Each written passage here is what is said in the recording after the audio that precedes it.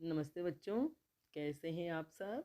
आज हम हिंदी व्याकरण एवं रचना प्रबोध से अध्याय 11 वाक्य विचार का अध्ययन करेंगे, है ना। वाक्य विचार, पहले वर्ण विचार पढ़े हमने, शब्द विचार पढ़े और शब्दों पर जो इतने अध्याय थे वे सब पढ़े। अब पढ़ेंगे वाक्य विचार। वक्ता के अर्थ को पूर्ण रूप से स्पष्ट करने वाले शब्द समूह को वाक्य कहते हैं। वाक्य किसे कहते हैं? वक्ता के अर्थ को पूर्ण रूप से स्पष्ट करने वाले शब्द समूह। वक्ता, वक्ता माने बोलने वाला व्यक्ति, जैसे अभी मैं बोल रही हूँ या कोई भी आपके सामने बात करता है या कुछ भी कहता है तो वह कहलाता है वक्ता। उसके अर्थ को, वह जो कहना चाहता है, अपने भाव या विचार जो व्यक्त करना चाहता है, उस बात को पूर्ण रूप से स्पष्ट करने वाले शब्द समूह। वक्ता अपनी बात कहता है कुछ शब्दों के माध्यम से, है ना, शब्द समूह के माध्यम से, तो उस शब्द समूह को वाक्य कहते हैं। यानी जिस शब्द समूह से पूरी बात समझ में आ जाए वह वाक्य कहलाता है, या जिस शब्द समूह से वक्ता या लेखक दोनों का पूर्ण अभिप्राय, पूर्ण आशय, उनकी बात का जो आशय होता है, वक्ता का श्रोता और लेखक का पाठक पूरी तरह से समझ में आ जाए उसे, तो वह कहलाता है वाक्य। आई बात समझ में। भाषा की सबसे छोटी इकाई होती है वर्ण, मतलब भाषा की जो शुरुआत होती है सबसे छोटी इकाई, सूक्ष्मतम इकाई होती है वर्ण। वर्ण आप पढ़ चुके हैं, आपके जो स्वर और व्यंजन हैं वे वर्ण कहलाते हैं, और उन वर्णों के सार्थक समूह से शब्द निर्मित होते हैं। जब दो वर्ण मिल जाते हैं, चाहे स्वर और व्यंजन, चाहे दो वर्ण कोई भी, अब, यहाँ, कहाँ, रात, दिन, तो वो एक सार्थक मतलब शब्द बन जाता है। दो सार्थक वर्णों से, मतलब दो वर्णों से एक सार्थक समूह बनता है, वह शब्द कहलाता है ना। और उन शब्दों के सार्थक समूह से वाक्य बनता है। मतलब भाषा की सबसे छोटी इकाई होती है वर्ण, वर्णों के समूह से बनता है एक शब्द, और सार्थक शब्दों के समूह से बनता है वाक्य। अर्थात अगर शब्दों के सार्थक क्रम को बदल दिया जाए तो वक्ता का अभिप्राय स्पष्ट नहीं हो सकेगा। यानी वाक्य में शब्दों का एक निश्चित क्रम भी होना चाहिए, सार्थक क्रम भी होना चाहिए, कि पहले कर्ता आता है, फिर कर्म आता है, फिर क्रिया आती है। अगर उनका क्रम उलट दिया जाए तो वह वाक्य भी नहीं कहलाएगा। जैसे विभा छत के ऊपर खड़ी है, विभा छत के ऊपर खड़ी है, विभा यहाँ करता है और क्रिया है खड़ी है, कर्म है छत के ऊपर, है ना, छत।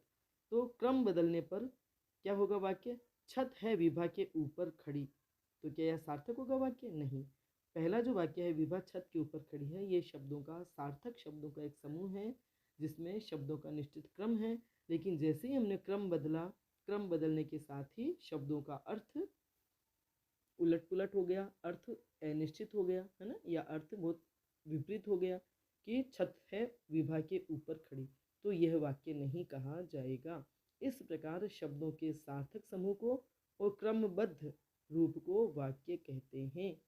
अर्थ के संप्रेषण की दृष्टि से भाषा की पूर्ण इकाई वाक्य है, क्योंकि वर्णों से तो कोई अर्थ व्यक्त नहीं होता, तो अर्थ के संप्रेषण की दृष्टि से अर्थ दूसरों के पास पहुंच पाए सही ढंग से जो वक्ता कहना चाहता है, इस दृष्टि से भाषा की पूर्ण इकाई वाक्य होता है।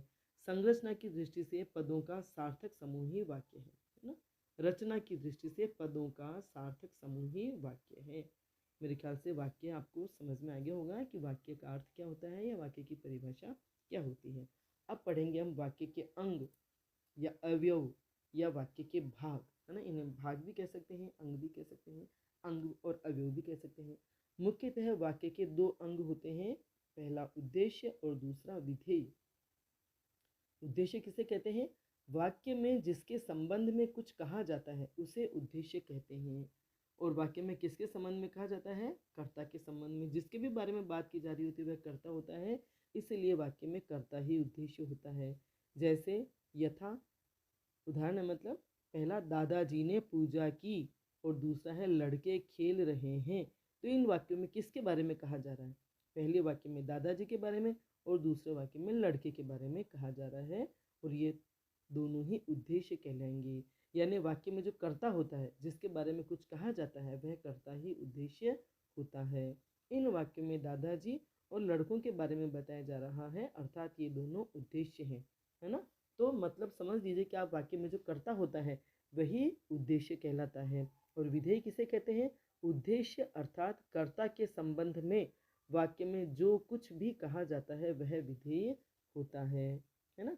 तो जो कर्ता के संबंध में जो भी कहा जाता है, ऊपर जैसे वाक्य हैं दादाजी ने पूजा की, तो कर्ता तो हो गया दादाजी, और कर्ता के बारे में क्या कहा जा रहा है कि दादाजी ने पूजा की, तो कर्ता तो हो गया दादाजी और उसने पूजा की, ये जो शब्द हैं ये कहलाएंगे विधेय। लड़के खेल रहे हैं, लड़के हो गया कर्ता और उसके बारे में कहा जा रहा है कि वे खेल रहे हैं, तो ये जो खेल रहे हैं शब्द हैं वह हो जाएगा विधेय। यानी वाक्य के कर्ता को अलग करने के बाद वाक्य में जो कुछ भी शेष रह जाता है वह विधेय कहलाता है। आई बात समझ में? जैसे मोर नाच रहा है, बालक दूध पी रहा है, तो इन दोनों वाक्यों में मोर और बालक ये कर्ता है, तो ये दोनों हो गए उद्देश्य, और इनके बाद जो शेष बचे हुए शब्द हैं नाच रहा है, दूध पी रहा है, ये है विधेय। मेरे ख्याल से अब आपको ये उद्देश्य और विधेय अच्छे से समझ में आ गया होगा कि उद्देश्य वाक्य में जिसके बारे में कुछ कहा जाए और वह होता है कर्ता, तो जो कर्ता होता है वह उद्देश्य कहलाता है, और कर्ता के बारे में जो बात कही जा रही होती है आगे वह कहलाता है विधेय। यानी कर्ता को हटाने के बाद या कर्ता को निकालने के बाद जो भी शेष शब्द रह जाते हैं वे विधेय कहलाते हैं। अब पढ़ेंगे हम वाक्य के भेद। क्रिया, अर्थ और रचना के आधार पर वाक्यों के अनेक भेद और उनके प्रभेद किए गए हैं। यानी क्रिया के आधार पर वाक्यों के भेद होते हैं, अर्थ के आधार पर वाक्यों के भेद होते हैं और रचना के आधार पर। हम सबसे पहले पढ़ेंगे क्रिया के आधार पर। क्रिया के अनुसार वाक्य 3 प्रकार के होते हैं, यानी क्रिया के आधार पर वाक्य के 3 भेद होते हैं।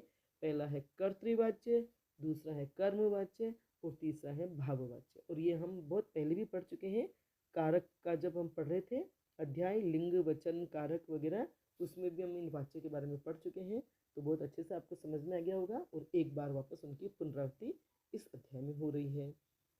कर्तृवाच्य, जब वाक्य में क्रिया का संबंध सीधा कर्ता से होता है, यानी जब वाक्य में ये वाक्य के भेद हम क्रिया के आधार पर कर रहे हैं तो क्रिया तो हो जाती है मुख्य, तो जब वाक्य में क्रिया का संबंध सीधा कर्ता से होता है और क्रिया के लिंग वचन कर्ता कारक के अनुसार प्रयुक्त होते हैं उसे कर्तृवाच्य वाक्य कहते हैं।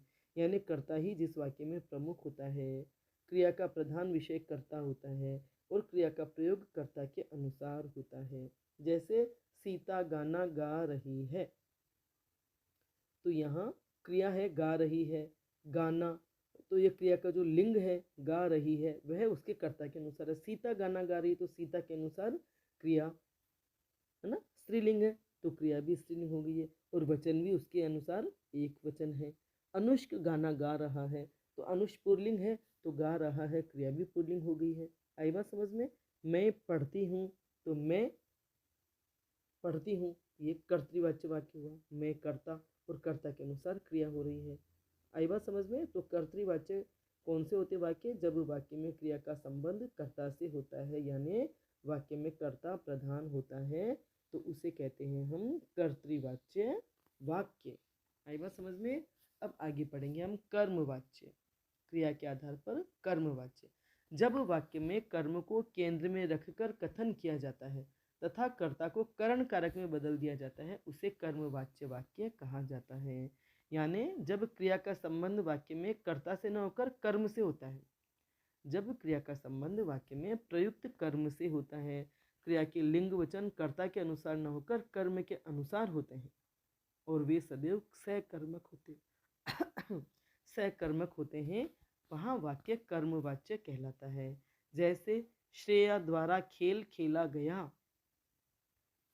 अभी कर्तृवाच्य का वाक्य होता तो होता कि श्रेया खेल रही है, श्रेया खेल रही है या श्रेया खेल रही है, और ये कर्मवाच्य हुआ तो श्रेया को करण कारक में बदल दिया गया है ना, और यहाँ कर्म प्रधान हो गया है कि श्रेया के द्वारा खेल खेला गया, कर्म प्रधान हो गया और कर्म के अनुसार कर्ता को रखा गया है, तो श्रेया द्वारा खेल खेला गया। अयन के द्वारा दूध पिया गया। आई बात समझ में? तो यहाँ कर्म के अनुसार क्रिया हो गई है और ये जो क्रिया है वह सदैव सकर्मक होती है, यानी इन वाक्यों में कर्मवाच्य वाक्यों में कर्म होना आवश्यक है, और वह भी, और इसीलिए वाक्य सकर्मक होते हैं। कर्म होता है ना, सकर्मक वाक्य का मतलब क्या होता है? जहाँ वाक्य में कर्म विद्यमान होता है उसे सकर्मक वाक्य कहते हैं। तीसरा है भाववाच्य। जब वाक्य में क्रिया कर्ता व कर्म के अनुसार प्रयुक्त न होकर भाव के अनुसार होती है तो उसे भाववाच्य वाक्य कहते हैं। यानी जहाँ कर्ता कर्म की नहीं, क्रिया के अर्थ की और भाव की प्रधानता होती है। जब वाक्य में कर्ता और कर्म की नहीं बल्कि क्रिया के अर्थ की और भाव की प्रधानता होती है वहाँ भाववाच्य वाक्य होता है। यानी जब वाक्य में क्रिया कर्ता और कर्म के अनुसार प्रयुक्त न होकर भाव के अनुसार प्रयुक्त होती है, यहाँ अकर्मक क्रिया ही प्रयुक्त होती है। जैसे शगुन से पढ़ा नहीं जाता, अक्षिता से पढ़ा नहीं जाता, या श्रेया से खेला नहीं जाता, अयन से दूध पिया नहीं जाता, या मुझसे पढ़ा नहीं जाता। जो कर्तृवाचक है ना, तो उसको भी हम भाववाचक बना सकते हैं। सीता गाना गा रही है, सीता से गाया नहीं जाता, या अनुष्क अनुष्क से गाया नहीं जाता। आई बात समझ में? तो इस तरह से ये हो गए कर्मवाच्य, भाववाच्य और कर्तृवाच्य वाक्य। आज हम इतना ही पढ़ेंगे। वाक्य की परिभाषा, वाक्य के अंग और वाक्य कितने प्रकार के होते हैं, किस आधार पर, क्रिया के आधार पर, अर्थ के आधार पर, रचना के आधार पर। तो हमने आज क्रिया के आधार पर वाक्य पढ़े, अब कल हम अर्थ के आधार पर पढ़ेंगे। ठीक है, आपको वीडियो समझ में आ गया होगा। वीडियो पसंद आया हो तो लाइक करें, शेयर करें, मेरे चैनल को सब्सक्राइब करें, बेल आइकन भी अवश्य टच करें ताकि जब भी मैं वीडियो बनाऊंगी उसकी सूचना आपको तत्काल मिल जाएगी। धन्यवाद।